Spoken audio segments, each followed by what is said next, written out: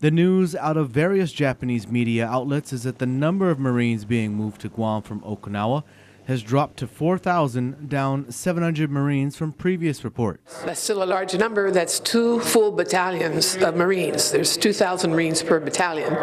So that's a large group, 2 full battalions. Plus the other thing I think is very reassuring to us is that the negotiators agreed that the Guam buildup would not be contingent on any developments in Japan in terms of what happens to the U.S. bases in Okinawa. Legislative Buildup Chairwoman Senator Judy Gutherz thinks that these developments should encourage the U.S. Congress to begin appropriating money for the buildup. However, according to the governor's buildup director, Mark Calvo, these numbers are not yet official. We've communicated with the Department of Defense to get status on those numbers, and there's no official word that we've been given that those numbers are accurate. Calvo says they do know that officials with the government of Japan and the U.S. government have been negotiating some final numbers.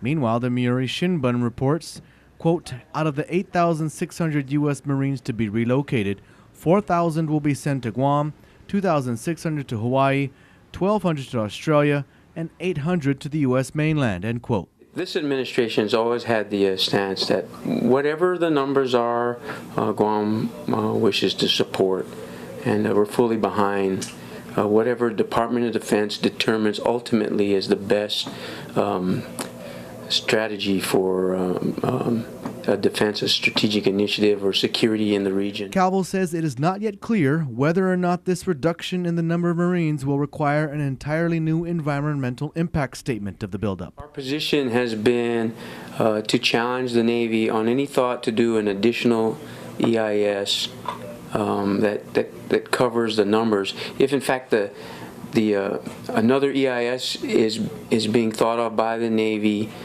for these new numbers, the position with this administration is to question why do that when it is a smaller number than the previous number.